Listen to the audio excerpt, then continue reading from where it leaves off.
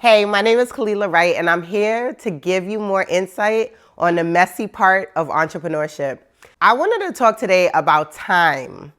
Time management, time you can't get shit done, time you make a mess in your business. All right, let me tell you why I don't let time run my day. I've been an entrepreneur for 10 years, and I think that the biggest thing a lot of us are fighting against is time, especially if you have partnership, if you have children, if you have another job. A lot of entrepreneurs, they have multiple roles. You may have multiple jobs within your business, and time management is like one of the biggest topics that I think we all sleep on. It's almost like one of those things we know we need to pay attention to, but we let fall by the wayside every day. So I'm not gonna hold you. I am not the most time efficient. So if any of my friends or family is watching this video, don't laugh at me for talking about time. I still struggle with what I need to do, but just know I understand the concept and I could be able to relay it to somebody else for them to make sure that they get their mess together. The biggest thing about time is ensuring that you can manage your time as well as everything around you time as well. That means that if you're an entrepreneur, if you're doing shipping, you need to understand what time does the post office close? Where do you need to make sure that the mail drop-offs happen? What are the different times for the different shipping suppliers to ensure that you get people's packages out in a timely manner? How do you manage and budget your time properly? Number one, you need to be planning your day and not letting your day plan you. All right, so hear me out. Before on Sundays, I start my planning early for the week. I try to assess, what do I have going on? What is priority? And what I'm learning more about this time management piece, you have to insert things that are non-negotiables. So for example, if you have family, if you have, I have to get my son to school at a certain time. I have to ensure that my daughter goes to therapy at a certain time. So there are time blocks in which they are non-negotiables. So what I want you to do first is look at your calendar. I try to do Sundays and I do week by week because I ain't gonna hold you. I need to understand the moving parts for the whole week to be able to block each time during the day. So the first thing you're gonna think about is, for the week, what are non-negotiables? What are things that I can't say, okay, I'll move this around, maybe this will work, maybe this won't work. What are non-negotiables? The second thing that I do is I start to figure out what my specific task for the week is. So each day I'm thinking about what task am I committed to, and they need to then link to the overall mission and kind of vision of my week to make sure that I'm getting each thing done. I think what happens to a lot of us is we create sort of a to-do list, and I'm and it's very loose. It's very fluid. You're I just know I need to get this done. I just know I need to go to the gym. And it becomes very loose. Even when you're filming content or doing some things, it's you create it in which you tell yourself, I know I need to do X.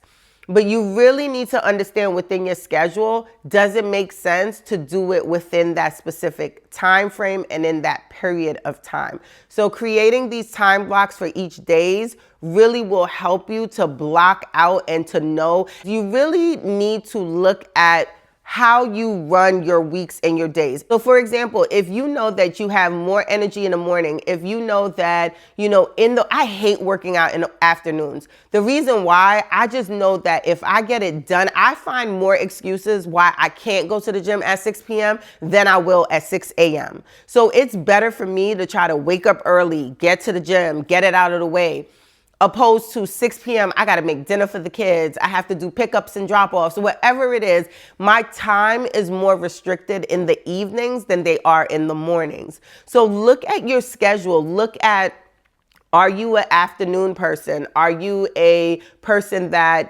does checking emails, does that create a sort of emotion in which now you're head down and you're, focused in other areas than you shouldn't be? I remember there was this entrepreneur, I just remember she talked a lot about that. They were entrepreneurs that said they don't do certain things at certain times for their business because they know it will evoke a certain kind of emotion and it might end up crippling you for the day. So for example, if you start doing something with finances and you're writing down numbers and it's starting to stress you out, it may impact how the rest of your day goes. So, maybe that's something that you do on a Sunday evening, or, and that you're like, okay, or a Saturday or a Friday where you're like, you have the weekend to then decompress and be able to bounce back from that type of mess. So I just remember there was this entrepreneur, and she was saying that she doesn't check emails first thing in the morning. And that's one of the things that I foolishly did for a long time. I would check my emails. I'm responding to everybody. I'm trying to get back to everyone.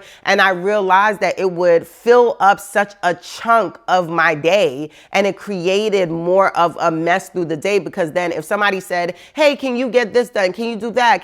I would then be trying to fill the gaps with all of these things that I needed to do. And that was not how I wanted my day to run. And that wasn't how I wanted to use my time.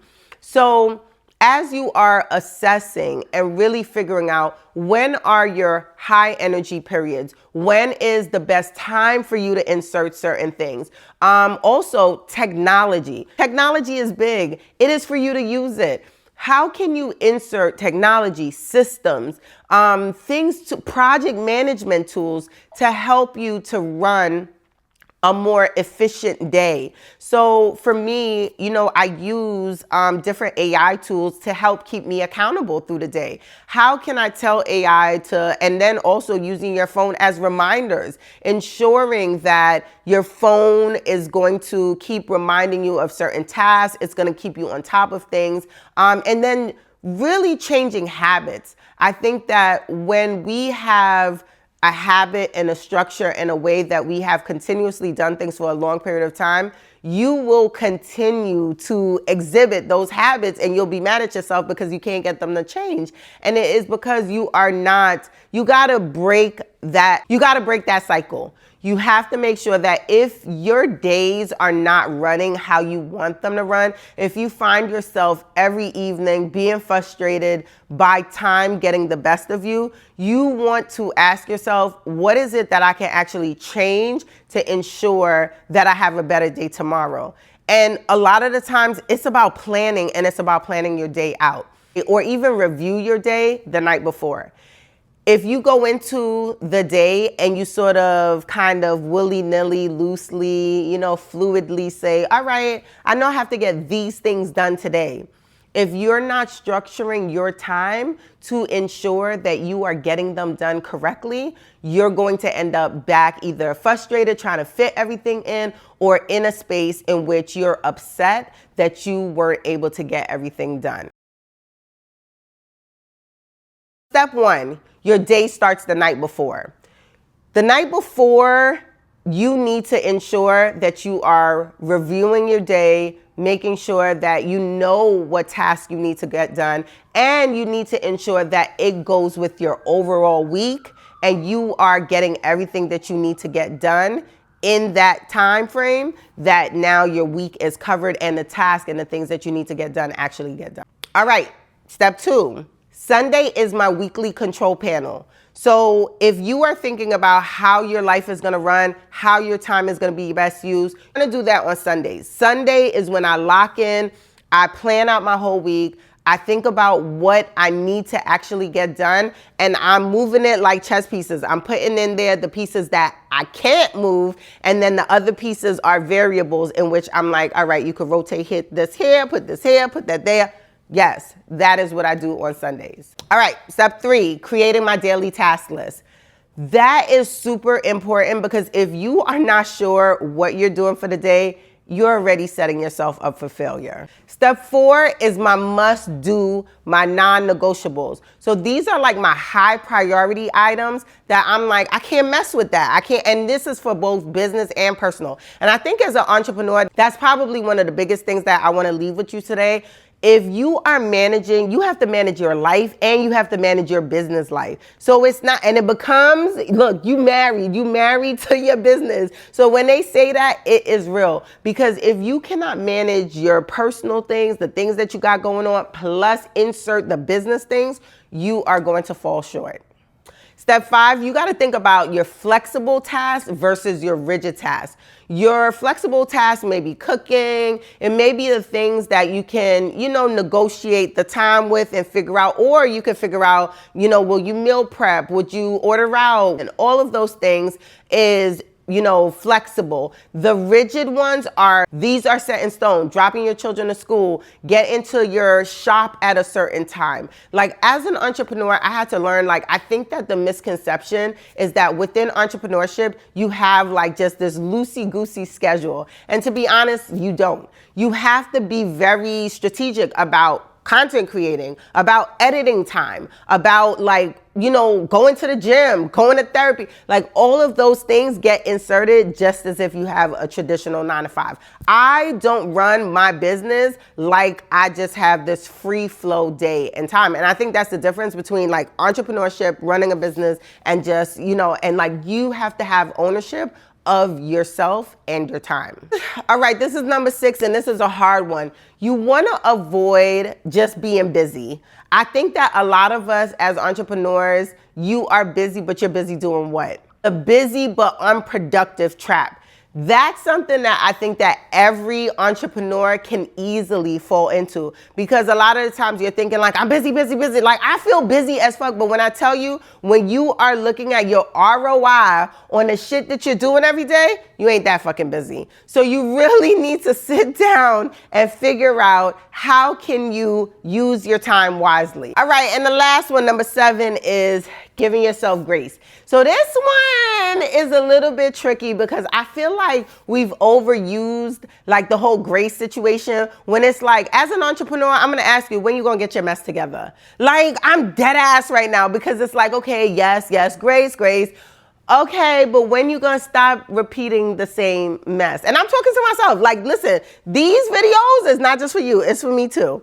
I gotta stop. Like, if you are realizing time is of an essence, if you're realizing that you are not managing your time well, you gotta change it. You can give yourself as much grace as possible. And I'm not saying that you gotta be hard on yourself, but I'm saying to you that in this season, if this is the season that you're trying to get your mess together, you gotta be hard on yourself. Give yourself grace, but just this much. You have to say to yourself that this mess is something that I'm going to change, period. All right, so last but not least, I want to ask you, how can you design a day that is very conducive to your growth in your business and your personal growth?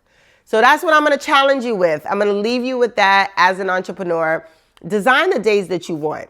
Not every day are you going to be hitting it, and that's where the grace really comes in, and I get it. Not every day is going to be perfect. But I am going to challenge you to change the mess that you're in when it comes to time. How can you design a day that is going to feel good both personally and in business and in your pockets?